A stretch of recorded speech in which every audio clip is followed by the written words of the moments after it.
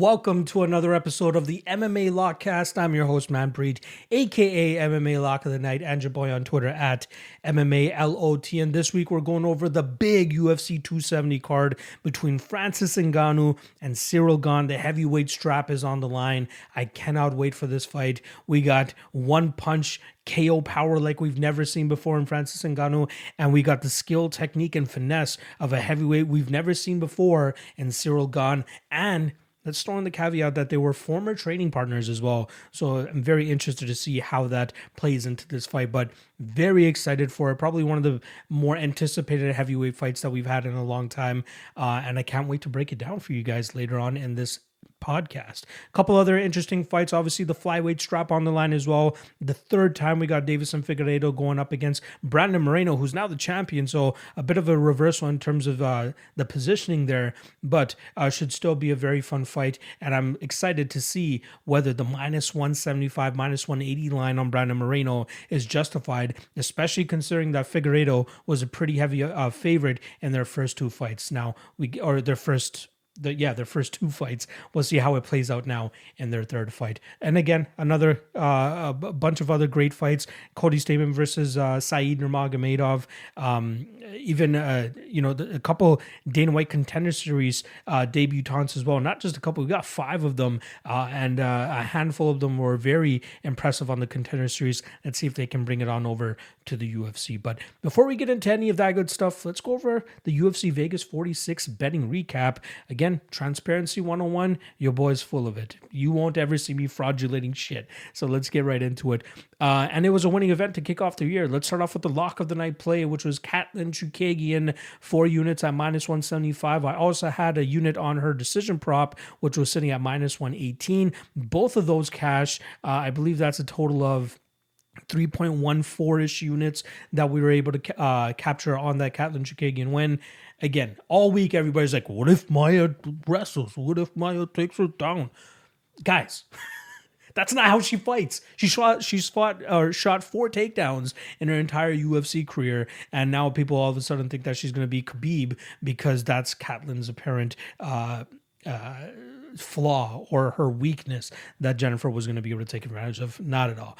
Katlyn won that fight convincingly round 1 to round 3. That is a lock of the night play if I've ever seen one, and I'm glad that I was able to cash on that. Next up, we'll go with the dog of the night play that I ended up hitting. We had Court McGee. I had a unit and a half at plus 100 on him. Again, another spot where everybody's like, the younger, faster kid is going to get his, going to beat the old geezer in this fight, but Court McGee is still showing that he's hanging around and can still compete with some solid fighters, and that's exactly what he did that night. Put an absolute beat down on Ramiz Brahimaj. Didn't seem close at all in my opinion. So great win for Court McGee that night. Then we had a couple losses. I'll take them on the chin. First one was I actually had a parlay of Giga Chikadze and Gabriel Benitez when he was scheduled to fight TJ Brown. That was 1.5 units for I think plus 114. I could be off on that, but I ended up with Chikadze straight a unit and a half at minus 233.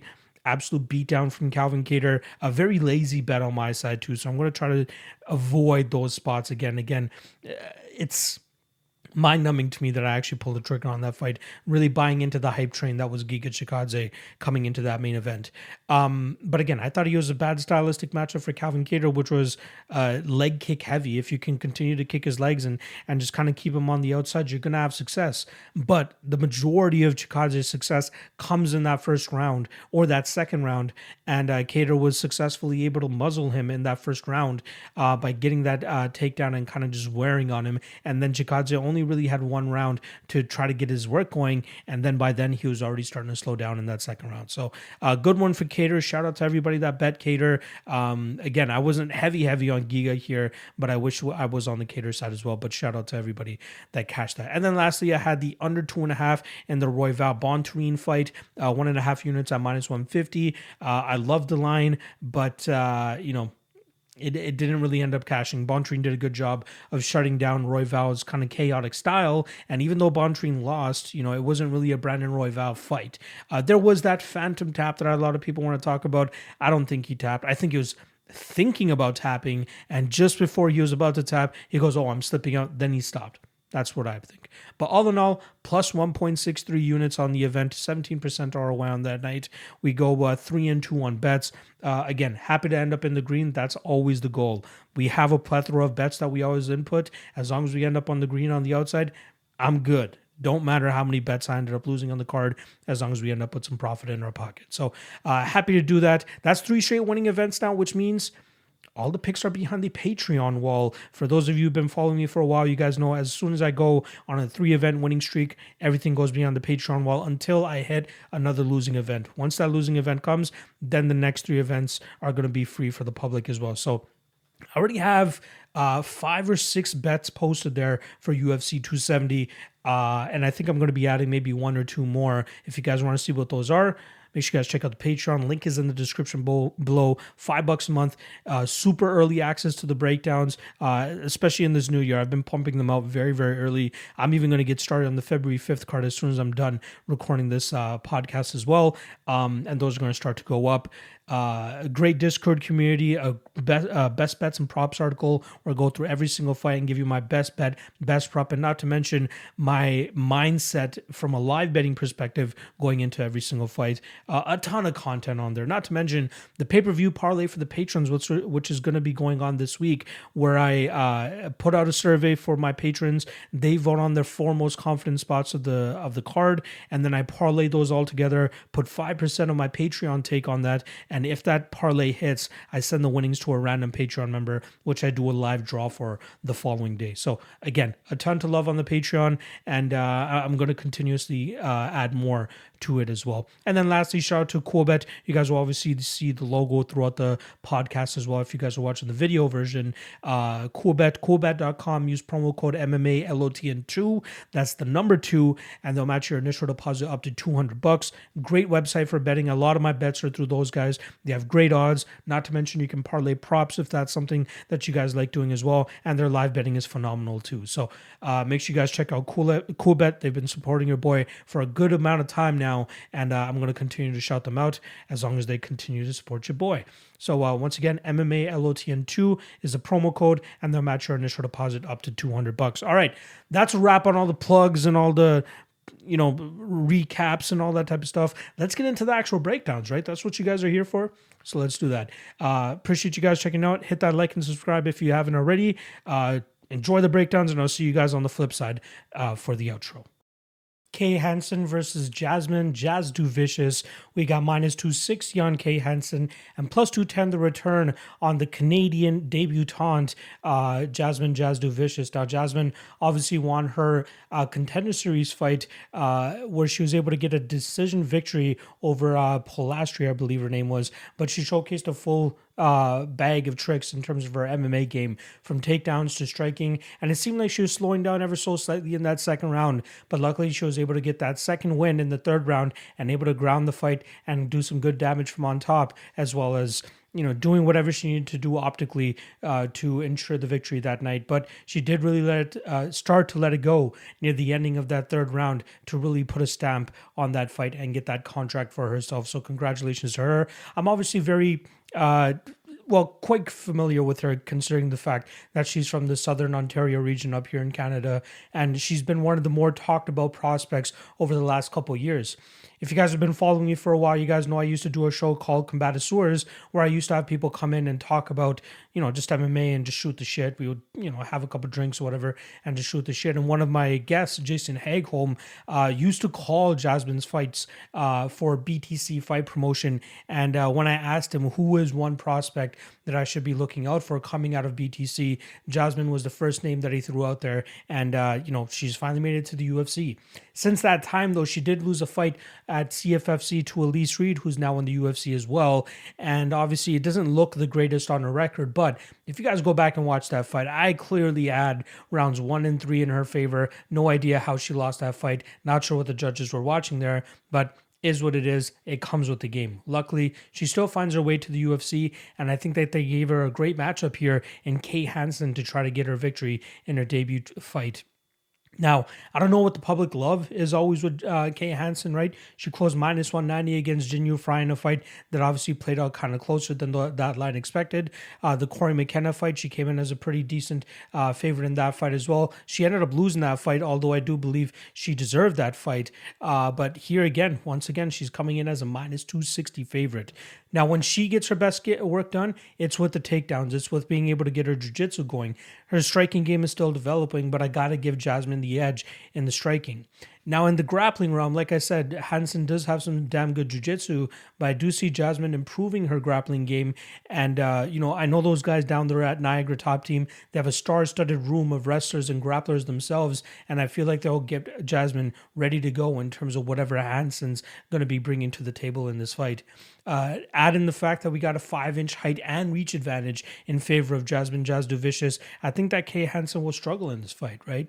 She's been out of the cage for about 14 months dealing with undisclosed things. I don't know what's been going on behind the scenes, but that's a long time to be outside of the cage and now come in against Jasmine, who's about 31 or 32 years old. She is a woman, and Kay Hansen still around that 22, 23-year-old mark. She's still really crafting her way into her MMA game. Now, she does have a little bit more experience inside the MMA cage, but I do think that Jasmine's background will allow her to make up for the lack of MMA experience she has in comparison to what Kay Hansen brings to the table here.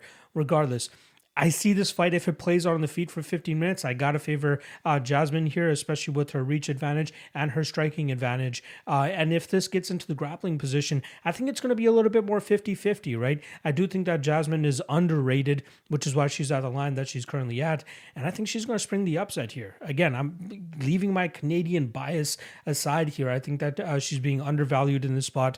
There's the whole Fade Contender Series narrative going around as well, but I don't think that this is one of those spots that you want to be fading the Contender Series spot. So I'm going to be going with Jasmine Jasudavicius, and I think she wins this fight via decision. Matt Frevola versus Gane Valdez.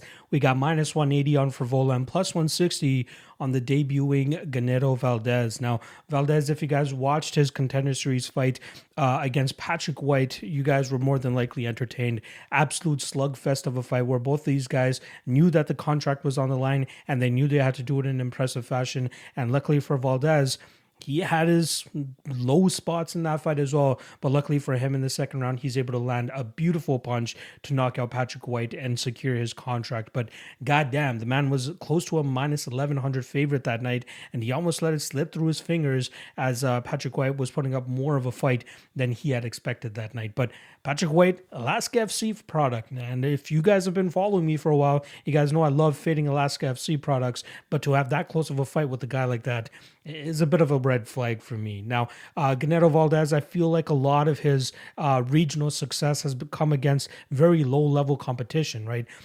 His Guzman fight where the guy was 6-4, it seemed like he slipped on that fight and Valdez was able to take advantage of that, getting the fight to the ground and then eventually finding the finish. The Arzamendi fight, the guy was 8-3, decent record, but it didn't seem like he had much wrestling game at all, and Gane was able to take advantage of that. Bautista 1-2 gives up a standing rear naked choke with nearly no resistance. So there are a couple spots throughout his career on the regional scene where you can be like, okay, maybe the skill difference was just too vast. And by too vast, I mean like he's mediocre and all these other guys were very low level. He has decent power in his hands, but when he gets most of his success going, it's with the takedowns. It's getting these guys to the ground and really just kind of grinding them from on top. But the funny thing is, if you guys go back and watch his Portales fight, where the kid was 4-0 going into that fight, Portales controlled him for the majority of that fight before he ran out of gas, and then Valdez was able to find himself on top of him and then eventually get the finish of his own. I'm not sold on him, man. I'm really not. I'll say this though. I see a lot of people saying that he has a gas tank problem because of that Patrick White fight. You guys try to go out there and fight that with that type of intensity, with that type of pressure, with that type of pace for 2 minutes and see how you look at the end of it. I get it. He's a fighter. He should be okay with that. But that was an insane pace to be able to keep up. So I'll give him a little bit of a pass in regards to him having cardio issues just based off of that Patrick White fight. But I still think that he's in for trouble here against Matt Frevola, who I think is just a much better fighter overall. He's the better grappler. He's the better wrestler. He's a decent striker, but the only thing that's keeping me from making Matt Frevola a lock of the night play here is the fact that he's just a little bit too fragile. He's a little bit too delicate in terms of his durability. He has 3 losses on his record, 2 of them where he's been knocked out. And it's not a good knockout either. Both of them he's getting just put out. It's not like they're just quick stoppages or anything like that. They were bad knockouts. And Valdez could absolutely find that knockout in this fight as well. But rather than play Gane at, plus 180, whatever he's at, plus 160, like I said, I think the inside the distance is around plus 300, and even the KO line, which hasn't dropped yet, I'm assuming it's going to be closer to plus 400. It would be better to play that line, because skill for skill, I think Frevola absolutely blows him out of the water. Everybody that Frevola has faced is much better than Valdez, in my opinion, and I think that Frevola could wrap this guy up. I think he could even choke him out in this fight if he's able to get him to the ground, which I expect him to do. So violence is not a bad spot here. The under 2.5 is sitting around plus 100. I think that's good. That's a good spot as a bet. But the way that I might approach it this way, I might not do it, but I might take some Frevola money line because the odds seem to be coming down now. I remember Frevola, a couple of days ago was around minus 220. Now the money's coming in, pushing him down to minus 180. I'm going to wait out fight week and see how much lower he gets and how much hype this Valdez kid continues to produce from the public here. But Frevola money line and then Valdez KO small just to hedge that out, just in case of, a Valdez possible knockout. So a couple different ways you can play this fight, but if we're talking skill for skill, Frevola runs through this guy as long as he doesn't get knocked out, because again, his chin is a huge red flag, and that is deterring me from really going deep on Frevola in this spot. But still, I'm going to take Frevola, and I'll take him to win this fight via second round submission. Vanessa Demopoulos versus Silvana Juarez Gomez, or Gomez Juarez. I'm going to always mess that up, but it is Silvana Gomez Juarez. We got minus 130 on the Demopoulos side and plus 110 on Juarez here. Now, you guys remember Juarez from her short notice UFC debut spot against Lupita Godinez, where Godinez was able to ground her, had a little bit of trouble in terms of securing those positions, as Juarez did a good job of getting back to her feet, but ultimately Godinez is able to find that arm and lock on that arm bar and was able to get the tap there. Now, Juarez was scheduled to fight the following week against Maria Silva, I believe her name was, on the Contender Series, but Godinez's opponent obviously fell out, and they called on Juarez to take the fight on a couple days earlier notice and against a completely different opponent. She agreed, and ultimately she ended up coming on the losing end, but I believe that the UFC was grateful for the fact that she took the fight on short notice, and now she's getting another scrap here against Vanessa Demopoulos. Demopoulos, on the other hand, she's coming off an underwhelming performance against JJ Aldrich last time around, in a spot where Aldrich almost finished her in that second round by having a ton of success in the striking, but she was having her way on the ground, even though the black belt in Vanessa Demopoulos didn't really come in handy there. She was trying to threaten with arm bars. She was trying to threaten with a very high guard when she was on her back. Unfortunately, JJ Aldrich is too well versed in that range and was able to stay out of those positions, but still land enough of her own striking that she was able to get the judge's decision once it got there. This fight, in my opinion, it's a 50-50 fight. It may be a slight edge to the Juarez side here, but Vanessa Demopoulos needs to get this fight to the ground, because I believe that Juarez is the much better striker in this situation. The speed might be on the Demopoulos side, but what speed if there's no real technique or anything really behind it to, fuel that speed? So, if Vanessa does go out there and try to just strike with Juarez for 15 minutes, I don't think it will go the greatest for her. I think that Juarez hits a little bit harder. I think she's a better striker all around. She shows off calf kicks every now and then as well, which I think will come in handy in this spot. In my opinion, Vanessa needs to wrestle her ass off, but from everything that I've seen on tape, nothing really makes me believe that she's going to be super successful in doing so, nor leads me to believe that she should be favored in this position. Again, having that black belt in your back pocket is a great thing, but if you're not able to use it effectively, it means jack shit, and that's exactly what's going to happen here, in my opinion, against Juarez. We've seen Juarez stuff takedowns in the past, and even in the Godinez fight, you see her doing a good job of getting back back to her feet. I think if she brings that same level of defense and ability to get back to her feet that she did in the Godinez fight into this fight, I think she wins this fight without issue. But she's 36 years old. She's really getting up there in age. She's going to be at a speed disadvantage, and Demopoulos may only need one takedown to secure that finish. But again, she doesn't seem the greatest in terms of locking up those submissions to the best of her abilities. I believe the last submission victory that she got was that inverted triangle choke against Sam Hughes, where she found herself pretty much losing that entire fight until Sam Hughes put herself into that position, and then Demopoulos was able to take advantage of that and get the tap herself. Actually, I think Sam Hughes actually went out, if I'm not mistaken.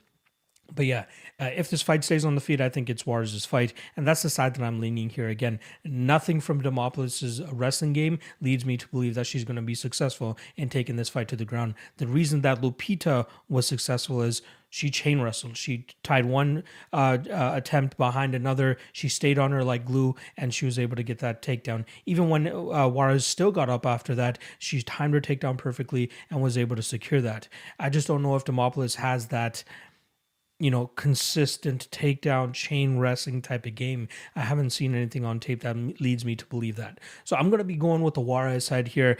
No big confidence though. I think the line is accurate where it is, roughly around a pick'em. If it does start swinging towards the Demopoulos side, I think there's going to be little value on the Juarez side as a slight underdog. Again, completely 50-50 fight. It all comes down to if Demopoulos can get this fight to the ground. And if she's not, I think that Juarez starts to run away with it as the fight starts to go on. So I'm going to be going with Silvana Gomez Juarez. I think there's a slight chance that she could find the finish in this fight, given the striking difference I believe that there is. And, Juarez does have a little bit of heat and zest behind her shots as well, that I think that if she's able to accumulatively land on Demopoulos here, she should be able to get that finish. But again, it's women's MMA. Not often do we get a finish, so my prediction is going to be Juarez by decision. But depending on what the line drops at for Juarez inside the distance, I might take a little bit of a poke, as I do think it's live here, considering how I expect the striking exchanges to transpire. So, official prediction, Silvana Gomez Juarez via decision. Michael Morales versus Trevin Giles. We got minus 140 on the UFC newcomer Michael Morales and plus 120 the return on Trevin Giles. Now, once I saw this line, I'm like, okay, there's got to be a lot of hype involved here with the Morales kid, right? If you guys remember, he was on the Contender Series this past season, and Dana White was very high on him, right? He had a lot of praise for him, saying that he could potentially be a big star, and that could possibly be rubbing off on the betting line or even the betting public here, which is why we have the line currently where it is. But Trevin Giles is a tested veteran that is no slouch, right? He's very fast with his jab. His hand speed is one of the top in that division. His movement is great, and I don't think he's going to be intimidated by this kid, Michael Morales, who I believe is still only 22 years old. He was able to get that victory on the Contender Series by decision. We finally saw a fighter that did not seem intimidated by the striking or the power of Morales, right? If you go back and watch some of the regional tape on Morales, it seems like a lot of those fighters were even beaten before they came inside the cage, and even they didn't even look like they deserved to be in the cage to begin with. So Morales was able to really build his name off of a lot of these guys that, again, probably didn't deserve to be inside the cage. Then he got a shot on the Contender Series against a legitimate guy. I'll give it to him in terms of being able to get the victory in that fight. But I think he's going up against a much better fighter here in Trevin Giles, who's much more proven, especially at the higher level. And I think it's a little bit crazy that Morales is a favorite over Giles in the spot. Yeah, I know Giles got knocked out in his last fight against Dricus Du Plessis, but Du Plessis is a very legitimate UFC fighter in his own right as well. So I think Trevin won't be intimidated by Morales here. I think if he is able to get his jab off and can use his movement properly, he can start to touch up Morales here, and we could see Morales start to get discouraged in this spot. Morales is a solid striker, right? But again, we don't know how much he truly brings to the table considering the level of competition that he's been going up against. Yeah, it looks nice when you're beating up on somebody that doesn't want to fight, but how does it look against when you're actually going up against some resistance?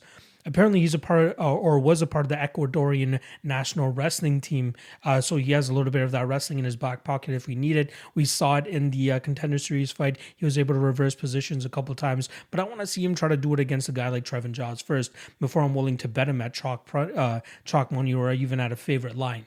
So I'm actually leaning Giles in this spot. I'm not a big Giles guy myself, so I don't think I'll actually be placing a bet on it. But in terms of a prediction, it's hard to pick against a guy that's a tested and true UFC veteran compared to the guy 22 years old, just about to make his debut and only fighting a legitimate guy for the second time in his career. So this might be a veteran lesson incoming for Trevin Giles to teach the little kid that, that you still got some miles to make up. But with that said, I still think that Morales kid has some potential and could potentially turn into something. It could be just too early right now to be taking on a guy like Trevin Giles, though. So my pick's going to be Giles. I'll take him to win by decision. I would be a little bit hesitant in regards to Morales possibly finding that chin of Giles as well, but I think Giles should be able to take it and then go on to win a 50-minute decision in this spot. So official prediction here is going to be the veteran Trevin Giles, and I'll pick him to win this fight via decision. Tony Gravely versus Simon Oliveira. We got minus 240 on Gravely and plus 195 on the debuting Simon Oliveira, I should say. You guys will remember Oliveira from his Contender Series fight against Jose Alde. Alde actually took that fight on short notice, but still put up a decent fight there against Oliveira. But Oliveira showed a great overall MMA game. Great striking, great Muay Thai clinch, as well as great takedowns as well, where he was able to kind of control Alde on the ground when he needed to get it there. On the regional scene, very skeptical in terms of the level of competition that he was going up against there, but he's dispatching of these guys pretty quickly and pretty easily as well. When he does start to take levels or steps up in competition, he starts to falter a little bit, right? Mainly his last loss against Ari Farias, I believe the kid's name was, high-level black belt, was able to ground Oliveira over and over again and pretty much just control him there. But Oliveira did a decent job of getting up every now and then, and I think that's going to be important here, especially in a fight against Tony Gravely, who really seems to drop off as the fight starts to go on, especially if he's forced to grapple heavily, which is kind of his game, right? He likes to go out there, get his opponent to the ground, and either find a finish or, he ends up gassing out, and then his opponents are able to kind of take advantage of that. There is no way Gravely can shoot desperately here, because if he does, he might get caught in one of Oliveira's guillotine chokes, which I believe he has 6 or 7 of on his record. The guy is more than aware of whenever that opportunity arises, and he's able to lock it up and take it on home with him. And that could absolutely happen here as well. If this fight's on the feet, I think Oliveira has the advantage as well with his striking, with his Muay Thai, and with his kicks. Gravely is getting better, though, with his striking, right? We saw him drop Nate Maness at the end of the first round in their fight. If he had maybe 15 or 20 more seconds, he likely would have finished that fight, but time expired, and then in the second round, seemed like he started to slow down a little bit. Maness landed a beautiful counter and dropped him and finished him. I could see that happening here as well, man. Simon is quite durable. He's quite hard to put away, and if Gravely struggles at all in terms of keeping him down, anytime this fight is on the feet, I think Gravely's going to be in trouble. But I don't have uber confidence on Oliveira because I've been pretty big on Gravely in the past, man. I think he has a great skill set. It's just, can his gas tank fuel him through the 15 minutes if that's what it's needed here? So a couple things that I've been looking at. Oliveira inside the distance at plus 400. I think that has a little bit of value there. But even the under 2.5 around plus 115, I think that's a damn good spot as both guys have finishing capabilities. I do lean Oliveira ever so slightly, though. I do think that he'll likely lose the first round, so possibly a live betting opportunity there for anybody that likes to live bet. But going into the second and third round, I think it's going to be harder and harder for Gravely to hold Oliveira down. And then from there, I think Oliveira is going to start letting his strikes go. And I think it might pull out a desperation takedown from Gravely, which I think Oliveira will more than likely take full advantage of. So, not big on this spot. I don't have a bet on Oliveira. I'll likely take a poke on the under 2.5 and anything. But in terms of a prediction, I'm going to go with the Contender Series alum here and Simon Oliveira. I'll take him to win this fight. I'm going to say a third round submission. Jack Della Maddalena going up against Pete Rodriguez. We got minus 300 on Maddalena.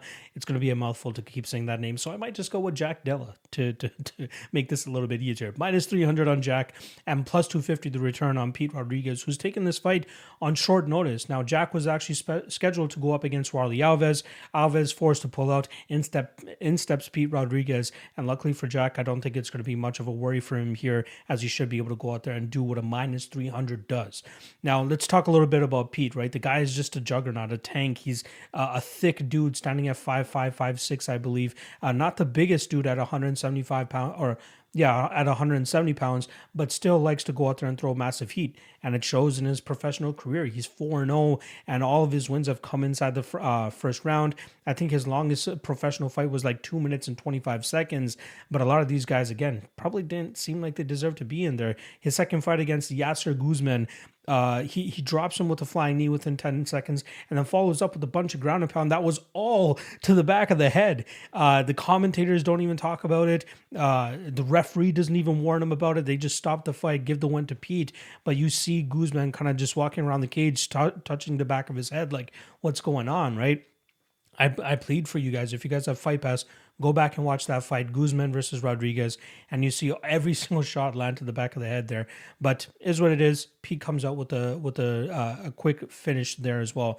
He has tremendous power, I'll give him that. But when you go back and watch some of his earlier tape, right, his amateur fights, there's a couple fights where you see him taken down and controlled and worked very bad.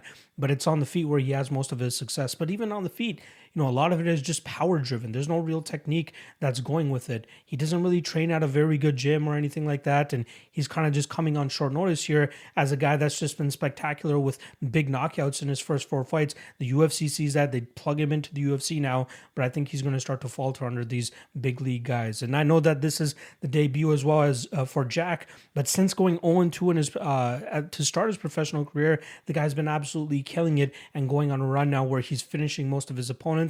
And then obviously had that beautiful performance against Angel Lusa on the Contender Series, where it went the full 15 minutes and he was able to get his hand raised via decision in that fight.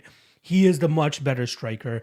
He has a ton of power in his hands too. If you guys go back and watch his regional tape, he puts these guys out cold. He has tremendous power, and I think that's going to come into play here as well. He has great wrestling as well. I believe that's his background is in the wrestling game, so he's going to be able to get the takedowns here if he intends to. And then on the ground, very good slick transitions, submission attempts, getting into damn good positions. Even when he's on his back, one of his favorite moves is the Kimura sweep, where he just goes for the Kimura, and either it forces the guy to get back up or he's able to reverse it completely and then end up on top as well. I'm very impressed with what we have with Jack here. He's more than deserving of that minus 300 price tag. The Pete Rodriguez power is just a little bit of a concern. So there's 2 plays that I'm looking to go with here. You can parlay Jack if you want. That's besides the fact. But the under 1.5 currently sits at minus 108. I believe 20, I have the number here, 21 out of their combined 26 fights. That's including their amateur careers as well. Both of these guys put together, 21 out of 26 times the under 1.5 hits. And that's currently sitting around even money. So I'll likely be taking a shot on that. But I think the lock in this fight, and I use the word lock pretty significantly here, is the fight doesn't go to decision. I think one of these guys is going to go out. I think it's actually going to be Pete, who suffers his first ever professional loss here. And I think it's either going to come late first round or early second round. That's where we see Jack start to let his hands go and find that knockout victory or even submission. But I think he'll probably knock Pete out here. So I'm going to go, actually, you know what? I think he will use his wrestling, and I think he'll eventually find that submission or ground and pound. I'm going to lean more so with the submission, though. So we'll go Jack Della Maddalena via submission in round 1. Ilia Topuria versus Charles Jourdain, and we got no odds yet for this. This fight was announced maybe several hours ago, a couple hours ago, but I'm assuming we're going to get some heavy chalk on Topuria in the spot. Even if he opens around minus 200, he's likely going to get bet up to about minus 400, minus 450. There is a ton of hype around him, and well-deserved too, because I truly think he'll be a solid top 5 prospect in no time. I was hoping that he'd be able to get that Movsar Evloev fight, just because it would have a little bit more ramifications in terms of the rankings. But here against Charles Jourdain, still a very entertaining fighter that he's going up against. And this could be an entertaining fight as well if Topuria decides to, accept the duel here and strike with Jourdain rather than looking to take the easier path to victory, in my opinion, which is going to be the grappling, the wrestling, and the jiu-jitsu here.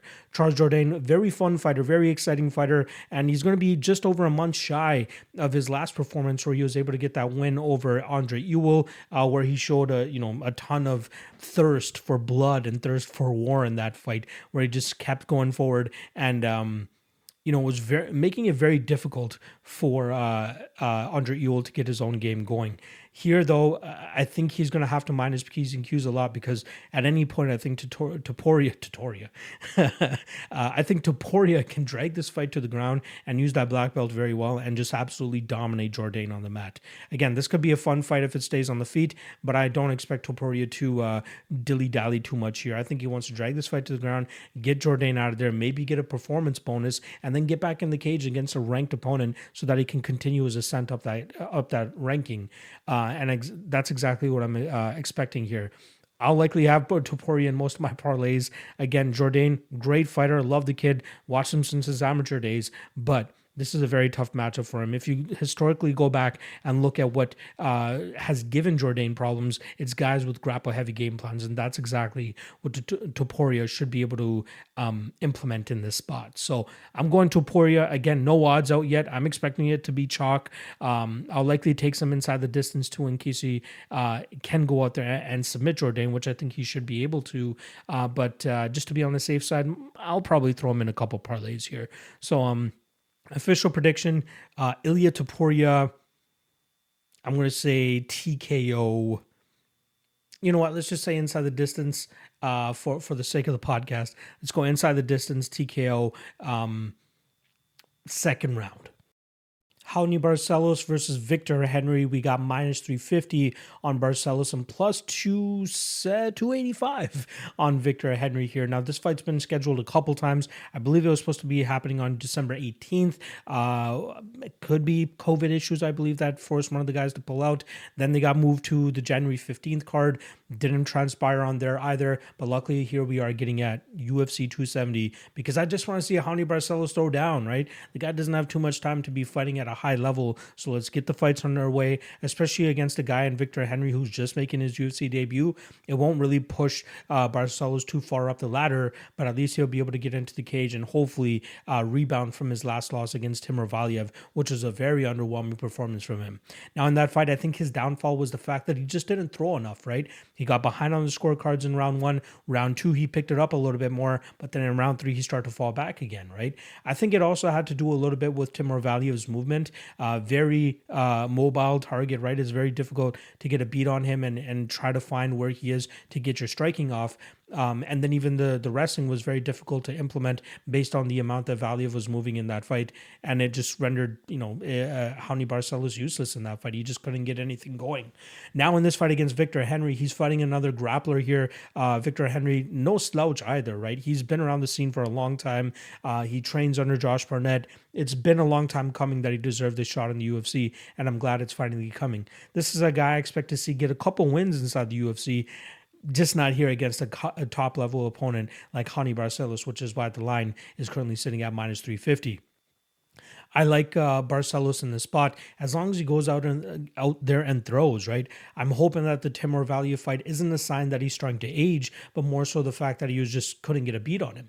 If he throws in this fight, he will more than likely get the victory here against Victor Henry. Even in the grappling, I think Barcelos is the better grappler as well. I think he's the better wrestler. I think he's the better jiu-jitsu artist. And then even in the striking, I think he's the much better striker as well. I'm finding it hard to believe where Victor Henry can win this fight. The only way he does is if he has more output than Barcelos, and Barcelos is still suffering for whatever it was he did or whatever he was suffering from in the Timur Valiev fight. So I like Barcelos quite a bit here. I don't mind him as a parlay piece. Again, Victor Henry will have a decent career in the UFC. He just won't be able to win his first fight in the UFC here against a very high-level opponent in Raoni Barcelos. So official prediction here is going to be Barcelos. I'll take him to win by decision. I think his submission prop is actually a little bit live here. Last time around is roughly around plus 150, plus 455. The odds makers have yet to drop the props once again for this fight, but last time around it was plus 455, and I like that spot. I'll take a little bit of a sprinkle on there, but more off, but I will actually have Barcelos likely in a couple parlays. So yeah, I'm going Barcelos, and I'll take him to win this fight by decision, but let's drop a little bit of a sprinkle on that submission prop as well. Rodolfo Vieira versus Wellington Turman. We got minus 275 for Rodolfo Vieira and plus 220 the return on Wellington Turman. Now, Rodolfo Vieira coming off a successful bout last time around against Dustin Stoltzfus in a fight where he kind of did the unexpected, which was get a victory in the third round of one of his fights. And he showed a lot of discipline in that fight. Let's give him some credit. You know, that entire first round, it seemed like it was a part of their game plan to not even attempt a single takedown in that round so that he could just go out there and feel out the ring a little bit, feel out the cage, and just throw his 1-2s down the middle. He had a leg kick in there, here and there, but more often than not, his go-to move or combination in that first round was that 1-2 down the middle. It seemed like they just kept drilling that into him in the training camp, and he wanted to go out there and showcase it. But as soon as round 2 hit, the guy dove for legs immediately, and he was successful in terms of getting the fight to the ground. However, he was not able to lock up that choke in that second round. Scorecards were all over the place actually in that fight. It was actually 1-1 going into that third round, and luckily for Rodolfo Vieira, he was able to secure another takedown in that round and then eventually find a submission to get Dustin Stoltzfus out of there. But that's not anything new for Stoltzfus, right? We even saw it in his last fight against Gerald Meerschaert. Even when he's having success, he still finds his way to get choked out in the third round of a fight, and that's why I'm not putting as much credit on that Stoltzfus win for Rodolfo Vieira. If anything, it showed us that he can follow a game plan. But now I want to see him try to follow a game plan against a much better opponent, especially here in another black belt in Wellington Turman. And yes, I know there are levels to black belts. Obviously, Rodolfo Vieira is on a completely different level than what Turman brings on the mat. However, this is MMA. Luckily for Wellington Turman, he doesn't have to worry about tying up with Rodolfo Vieira on the ground if this fight does find itself there. However, if he does get outside of this first round, which is when Rodolfo Vieira is most dangerous, I think he can really make this a fight and really make it, not a plus 220 type of spot for him. I think that those odds are absolutely out of whack for him. Yes, I agree that Vieira should be the slight favorite here because he is the more skilled jiu-jitsu practitioner, and I think he's strong enough to eventually get this fight to the ground. But his productivity is going to drop off tremendously after round 1, in my opinion. Maybe not to the point where he's suck and win like the Anthony Hernandez fight, but I think that Turman is going to force him to work a little bit more, especially compared to what Dustin Stoltzfus was putting on Rodolfo Vieira in that fight. Turman, easily the better striker, right? He has a great, some solid power in his hands, good combinations, and even his front kick up the middle to the body. I think that's going to be very important for him in this fight, as he should start to suck the energy dry of Rodolfo Vieira as soon as he's able to. From the first minute of this fight, start working the body, start, putting money in the bank so that in the second and third round, you can reap those rewards. I do think that this is a spot where Wellington Turman could find that finish in the third round or win a decision in this fight. I don't get the whole, why everybody's not all of a sudden, why everybody is just engulfed in this Rodolfo Vieira side of things, and betting him all the way back up to minus 275 again. I believe he did open up around minus 300, minus 350, and money has been coming in on Turman, but still, even at minus 275, I think this line is a little bit out of whack. So I like the Wellington Turman side here. Last thing I'll say about him, I know a lot of people are going to be low on him because of the Sam Alvey fight and having as close of a fight as he did there. However, say what you want about Sam Alvey. Yeah, he's not in his greatest form in 2021 or even 2022. But the one thing that seems to hold up and withstand the test of time is his takedown defense and his ability to get back to the feet. And that's the game plan that Turman had, was drag the fight to the ground and try to get your jiu-jitsu going. However, Sam Alvey did a good job in terms of nullifying that. But even with that, Wellington Turman was still able to pull out the victory, even after getting 2 points taken away for consistent eye pokes that he was, hopefully he gets under control when he goes in there and fights Rodolfo Vieira this weekend. So, I like Turman. I don't think we'll see him obviously, take the same approach as he did in the Sam Alvey fight. However, I don't think he would, I won't leave it out of the question in terms of if he tries to engage in the jiu-jitsu with Rodolfo Vieira the longer this fight goes. In the second and third rounds, that's where I can see him going for the takedown and trying to get the better of Vieira on the ground, especially when Vieira is starting to huff and puff a little bit. I think Turman has the obvious cardio advantage here, and I think he's the better fighter overall as an MMA fighter. But again, I'm giving the slight advantage to Vieira in this spot, given his jiu-jitsu credentials. But at plus 220, I got to take the shot on Wellington Turman in this spot. The odds are way too wide, and he has a damn good chance of winning this fight. He's not Dustin Stoltzfus. We know that guy was a complete bust to begin with. Wellington Turman, he has solid potential, and I do think he has the chops to go out there and pull off this big upset. So my prediction for this is going to be Wellington Turman by decision, which is currently sitting around plus 600 or plus 550 if I'm not mistaken, but he does have a damn good shot of finishing this fight in the third round as well. So you guys know me, I'm that third round prop hunter. I'm going to be looking to sprinkle a little bit on Turman round 3, which we hopefully get plus 1,400 plus 1,200, but I'm sure the bookies will be wise to it, but I'll be keeping my eye out for it. So official prediction for this matchup, I'm going to go Wellington Turman, and I'll pick him to win this fight via decision. Cody Stamann versus Saeed Nurmagomedov. We got plus 170 on Stamann and minus 200 on Saeed Nurmagomedov. Now, this is a fight that shows you the perfect example of Russian tax being applied to a certain fighter here, especially if your last name is Nurmagomedov. There's normally two types of Dagestanis whenever they come to the UFC, right? There's the East Coasters and the West Coasters. And what I mean by that is the East Coasters normally put themselves together with Mark Henry over there in New Jersey. And those guys are, usually guys that like to go out there and strike rather than use their grappling. And then on the West Coast, you got the AKA Dagestani guys like the Khabibs and the Islams and the Umar Nurmagomedovs.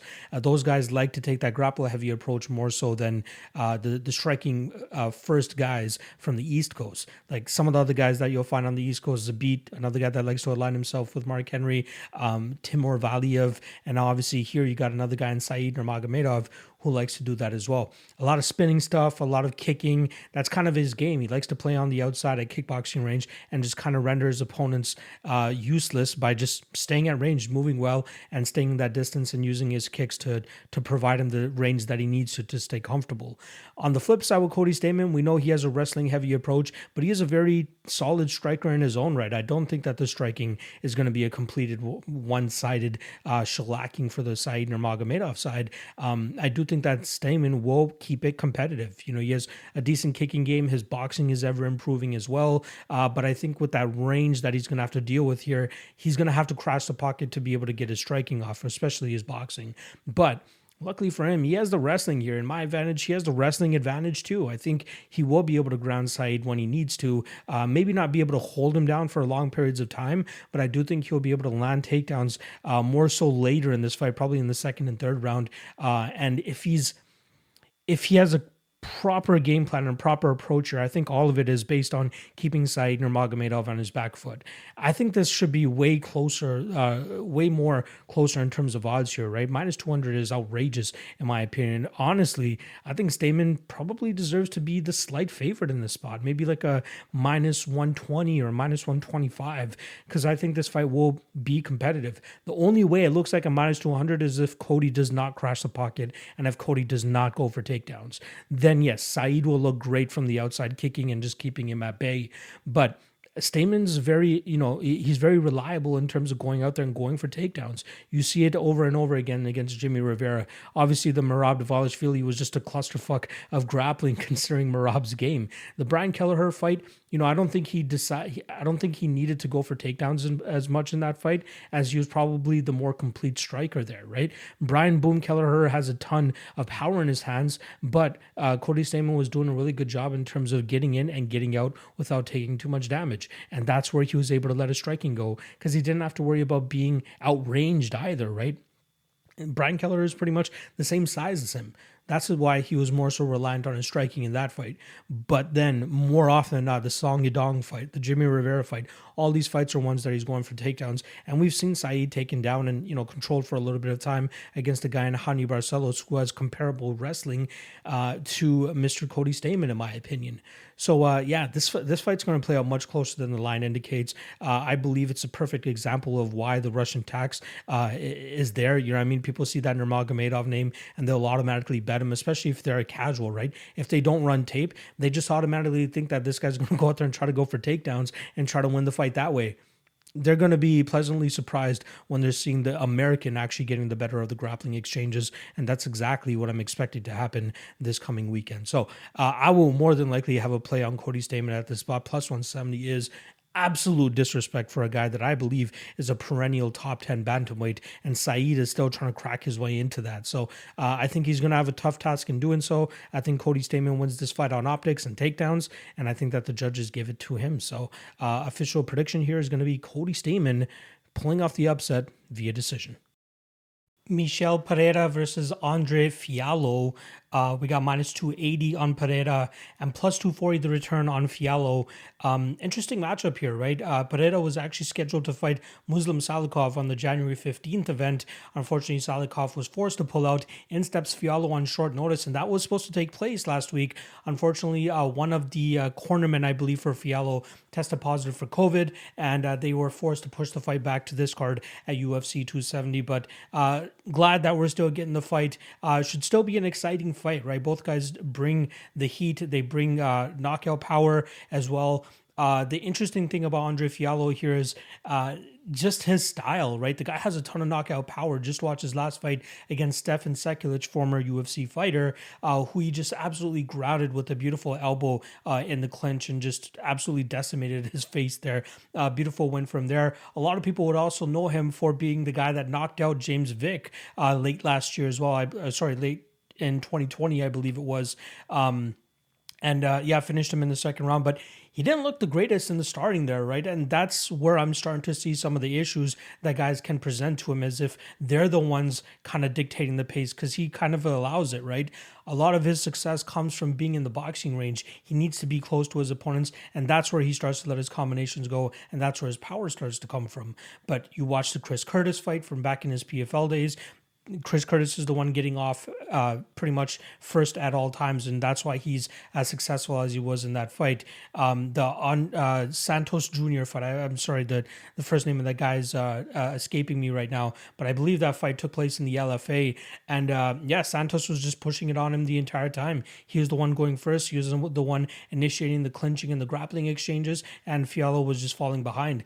He had a great, second round, at least in terms of rocking Santos there. But then after that, he just could not get anything going on. And Santos Jr. was able to grind out that third round and get the decision victory that time around. But if you see his winning streak right now, it's all finishes, right? He's not a great minute winner. He's not a great guy to go out there and try to win a fight by decision, right? Michel Pereira is a bad matchup for him, in my opinion, right? Pereira is going to be on the outside. He's not going to be sticking around at boxing range. That's exactly where Fialho needs to have the fight to find success. Fialho is going to have to come forward and crash the pocket and really blitz forward to try to catch Pereira and then let his strikes go. But I think before he's even able to, Pereira is going to get out of the way and he should be able to, just do what he does, right? Earlier in his UFC career, he was very chaotic, right? The Tristan Connolly fight was a big wake-up call for him that he just can't keep doing that stuff and be successful at the highest level. Now he still has a bit of that chaos, but it's now controlled, right? You see him even mixing in takedowns as well, which is high fight IQ type of things in terms of securing a round and making it look very good for the judges. And I'm loving the development that we're seeing in his game as well. This is a perfect stylistic matchup for him. I completely agree with the line here. I think he's a parlayable piece in this spot. Fialho's no pushover. Don't get me wrong. He's not a Justin James type of guy that they're inserting here.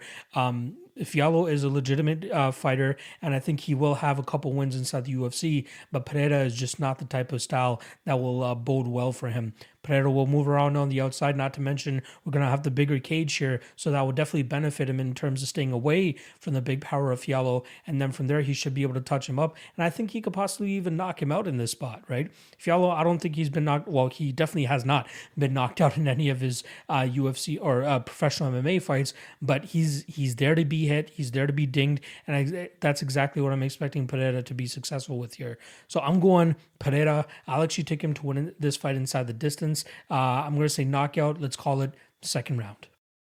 Co-main event time, and we got the flyweight strap on the line here with Brandon Moreno rematching Deiveson Figueiredo after two hellacious fights that they've already have, and now here they are scheduled to fight one more time. And I wouldn't be surprised if we get a fourth fight out of them, considering that the first one went to a draw, the second one obviously Moreno won, and there's a damn good chance that Figueiredo could get his strap back if he's able to pull off the victory this coming weekend. Now, in terms of odds, we got the champion coming in at -170 and +150 the return on the challenger Deiveson Figueiredo. The interesting aspect of that is the fact that in the first two fights, -330 was the line on Figueiredo in their first fight. In the second fight, he was lined at -210, and now here he is as the +150 dog after getting finished by Brandon Moreno in the third round via rear naked choke back at UFC 263 earlier last year. Now here they are once again scheduled to fight each other, and I'm kind of skeptical in terms of the Deiveson Figueiredo that we saw last time around. Somebody had tweeted earlier in the fight, and you could see it if you go back and watch the broadcast yourself, that they said that it looked like Deiveson Figueiredo doesn't look like himself at all, or it could be that Brandon Moreno has really developed and just looks really damn good. Either way, I think it's a combination of both, but more so of the former, with Deiveson not really showing up, in my opinion, right? I tweeted out something earlier saying that, it looked like Deiveson left the God of War in the locker room when he went out there to fight Brandon Moreno at UFC 263, but hopefully he's able to rediscover the God of War and bring him to the cage this time around. Interesting thing to note here, Figueiredo changing camps, similar to what Weili Zhang did as well before her rematch against Rose Namajunas. She went down to Fight Ready. Deiveson Figueiredo joined her down there at Fight Ready, and although it didn't go well for Weili Zhang, I do think that we could see a different outcome for the Fight Ready crew here with a much better specimen in Deiveson Figueiredo to work with. Now, I think the main thing that happened in the first fight that didn't happen in the second fight was that Brandon Moreno respected the power a little bit too much of Deiveson Figueiredo in that first fight, but Figueiredo forced him to respect it, right? He put the pressure on him from the jump. And the interesting statistic here from the first fight and the second fight is that the first fight we saw Deiveson Figueiredo throw over 56 strikes in that first round compared to the 13 strikes that he threw in the first round of the second fight. So a very weird style from Figueiredo. Normally he comes out like a banshee and really tries to get his opponent out of there, or at least impose his will early, but that's not what happened in the second fight. So interesting thing to note there. The first fight, I actually scored it 48-46. There was that point deduction, I believe, in the third round for Figueiredo for a low blow. But even with that point deduction, I thought he won rounds 1, 2, and 5. And then obviously that round 3 would have been a 9-9. But I thought 48-46 was the correct score. One of the judges actually gave round 5 to Brandon Moreno, which makes absolutely no sense to me, because if you guys look on MMA decisions, 92% of people, 92% of 883 submitted scorecards gave round 5 to Deiveson Figueiredo, which I believed was the correct scorecard for that specific round. I'd be interested to see if we would have got the rematch, even if that fight did go Deiveson's way. But the fact that it was a draw, obviously there was supposed to be a rematch after that. My question is, does Brandon Moreno really deserve to be a -170 favorite after beating a Deiveson Figueiredo who, in my opinion, just didn't show up?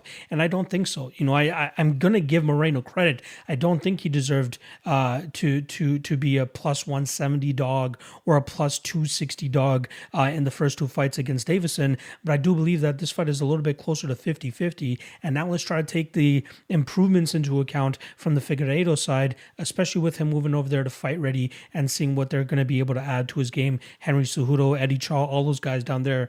A very specialized training camp they're going to be having for Figueiredo, so I can't wait to see what they have in store for Brandon Moreno this weekend. I like Figueiredo in this spot, given the odds that we have, +150 on a guy that a lot of people didn't expect to be touched in the 125-pound division, even the Moreno fight, right? The first time around, everybody thought it was just a foregone conclusion that Deiveson was going to get him out of there and he was going to continue his reign of the 125-pound division. But, Moreno made it interesting. So, the odds the first time around, incorrect in my opinion. They should be closer to a pick'em in this fight, which is why I'm actually going to be siding with the Figueiredo side. not just because of the odds, but just because of his style as well, right? He can use that power punching style, continuously moving forward and really making his opponents respect his power. And I think that's exactly what he's going to have to do here against Moreno to, get the success back that he had in the first fight compared to the second fight where, it just seems like, again, it was a very underwhelming performance. Didn't seem like he was himself at all. And I'm expecting to see him dig back deep into that God of War that we're used to seeing from him. So I'm going to be going with Deiveson Figueiredo here. I don't expect him to finish Moreno. Moreno, tough Mexican chin, very tough to put away. In 5 or 6 professional MMA losses, never been finished. He was obviously finished on the on the Ultimate Fighter by Alexandre Pantoja via rear naked choke. But this guy has a cast iron chin. He can be dropped. He can be wobbled, but it's very difficult to put him away. So I do think we'll get something similar to their first fight, a war hopefully, but I do think that the more impactful and significant shots are going to be coming from the God of War, which is why I'm going to be taking him to win this fight. So I'm going to be going with Deiveson Figueiredo to win this fight via decision. Here we go, the main event of UFC 270, and it is to determine the baddest man on the planet. We got the heavyweight strap on the line here between champion Francis Ngannou and challenger Ciryl Gane. In terms of odds, the challenger is actually the very slight favorite here at -125, +105 is the return on the champion Francis Ngannou. Now, Ciryl Gane has gone through that heavyweight power punching gauntlet that I've been talking about. If you guys have been watching my content for a long time now, you guys know I've been alluding to this heavyweight power punching gauntlet that has 4 levels. Level 1, Walt Harris. Ciryl Gane got to skip level 1. Level 2, Jairzinho Rozenstruik. We saw him go out there and beat him over a 25-minute period, relegating him to about not many strikes. I think it was a very low percentage of strikes that Jairzinho Rozenstruik actually landed in that fight. The third level of that, Derek Lewis, I think we got him down to only 16 strikes landed in roughly 4 rounds of fighting, and Ciryl Gane was able to dispatch of him later in that fight. And now level 4, boss level here, going up against the champion here in Francis Ngannou. These guys, all 4 of these guys, they may not have the skills to be one of the best fighters in the UFC, but they have the power to back it up, and that's usually what allows them to get their victories. Derek Lewis, we know he's one of the least skilled fighters in the UFC, but boasts the UFC record for most knockouts because he has hellacious power in his hands, and the same thing can be said about Francis Ngannou. However, his skill set is starting to develop more and more ever since he's joined forces with Mr. Eric Nixick. We saw some of those skills on full display against Stipe Miocic when he was able to captured the title early last year, where we saw him stuff a takedown and we saw him use leg kicks and body kicks and be a little bit more methodical and surgical with his approach. But we still did see that wild winging style at times that has kind of allowed him to, start to gas out and slow down, as we saw in the first Stipe fight. But luckily for him, he's always able to find that knockout blow that allows him to get his hand raised. But this fighter in Ciryl Gane will be easily his toughest test to date because of the mastery that Ciryl Gane shows in regards to his range management and in terms of not getting hit. I think he boasts one of the best ratios in regards to strikes, significant strikes landed versus significant strikes absorbed at +2.97. The guy just goes out there, hits, and doesn't get hit. He does a damn good job of really nullifying the amount of success that his opponents have with their significant strikes, and he's just able to get off on his own game. And going back to Francis Ngannou, in that first fight or that second fight against Stipe, like I said, we saw him defend a takedown pretty well, and it seemed like everybody just lost their shit, saying that he's absolutely untouchable now that he knows how to defend takedowns. But you got a guy in Ciryl Gane who knows how to play the full MMA game, and I think that's what's going to cause Francis Ngannou some issues here.